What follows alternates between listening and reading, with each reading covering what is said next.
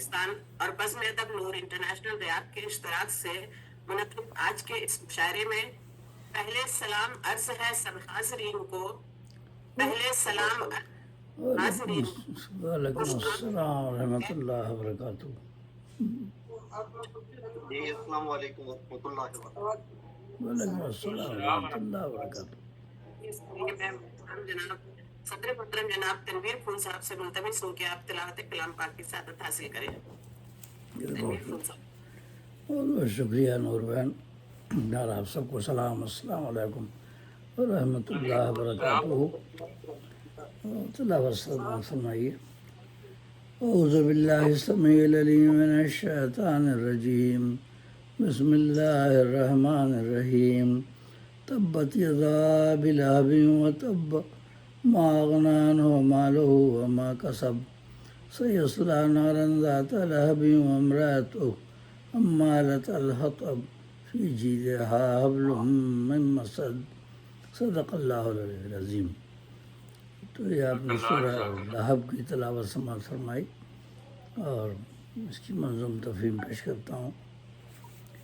امان اللہ کی لیتا ہوں میں شیطان کے شر سے، جو دھتکارا ہوا ہے جو ہے باغی رب اکبر سے۔ وہ رب ہے سننے والا اور وہی ہے جاننے والا، وہی ہے حامل عظمت، وہی تو سب سے ہے اعلیٰ۔ اسی کے نام سے اعلیٰ، اسی کے نام سے آغاز ہوتا ہے ہر ایک شے کا، جو بے حد رحم والا ہے، جو رحمانی میں ہے یکتا۔ بڑا ہی مہرباں ہے وہ، ہے سب پر لطف عام اس کا۔ اسے اللہ کہتے ہیں سکون جہاں نام اس کا، اسے اللہ کہتے ہیں سکون جہاں نام اس کا۔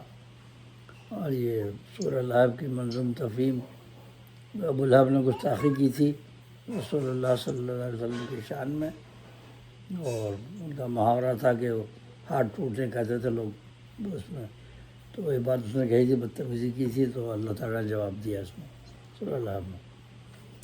اسی کے ہاتھ ٹوٹیں اور وہی برباد ہو جائے، اسی کے ہاتھ ٹوٹیں اور وہی برباد ہو جائے، کہ جس کو ابو لہب کہتے ہیں وہ ناشاد ہو جائے، کہ جس کو ابو لہب کہتے ہیں وہ ناشاد ہو جائے۔ جو دشمن ہے نبی کا اس کی قسمت میں تباہی ہے، صلی اللہ علیہ وسلم۔ جو دشمن ہے نبی کا اس کی قسمت میں تباہی ہے، ستائے جو محمد کو تو اس کی روح سے آئی ہے، ستائے جو محمد کو صلی اللہ علیہ وآلہ وسلم، ستائے جو محمد کو تو اس کی روح سے آئی ہے۔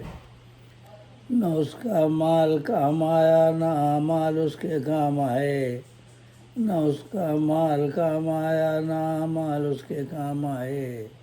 یہ ہے حکم خدا وہ بھڑکتی آگ میں جائے، یہ ہے حکم خدا وہ بھڑکتی آگ میں جائے۔ یقیناً ابو لہب کے ساتھ بیوی اس کی جائے گی، یقیناً ابو لہب کے ساتھ بیوی اس کی جائے گی، نبی کو جو اذیت دے گی پھل بھی اس کا پائے گی، نبی کو جو اذیت دے گی پھل بھی اس کا پائے گی۔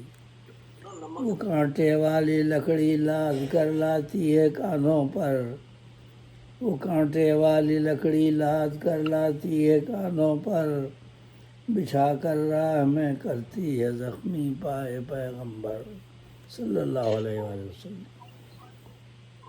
بچھا کر راہ میں کرتی ہے زخمی پائے پیغمبر، صلی اللہ۔ بٹی ہوگی جو ایک رسی پھنسے گی اس کی گردن میں، بٹی ہوگی جو ایک رسی پھنسے گی اس کی گردن میں، سمجھتی ہے کہ وہ یکتا ہے اپنے مکر میں فن میں، سمجھتی ہے کہ وہ سمجھتی ہے کہ وہ یکتا ہے اپنے مکر میں فن میں۔ چچا تھا ابو لہب شاہ کا مگر فطرت میں اس کی شر، چچا تھا ابو لہب شاہ کا مگر فطرت میں اس کی شر، چچی ام جمیل ان کی ابو سفیان کی خار، چچی ام جمیل ان کی ابو سفیان کی خار۔ جو تقویٰ میں ہے اعلیٰ وہ معزز ہے اسے مانو، جو تقویٰ میں ہے اعلیٰ وہ معزز ہے اسے مانو، نہیں نام و نسب میں کچھ بڑائی بھول تم جانو، نہیں نام و نسب میں کچھ بڑائی بھول تم جانو۔ صدق اللہ العلی العظیم۔ ان اکرمکم عند اللہ اتقاکم۔ اللہ تعالیٰ نے سورہ حجرات میں فرمایا وہ نام و نسب سے کچھ نہیں ہوتا، اعمال دیکھے جاتے ہیں اللہ کے۔ بے شک بے شک۔ دیکھیے ہمارے پاس صدر محترم جناب تنویر خان صاحب جو کہ سورہ لہب کی تلاوت، ترجمہ اور پھر منظوم تفہیم پیش کر رہے تھے۔ میں نے کہا کہ احترام کے ساتھ محترمہ فرید اقبال صاحبہ سے ملتمس ہوں کہ آپ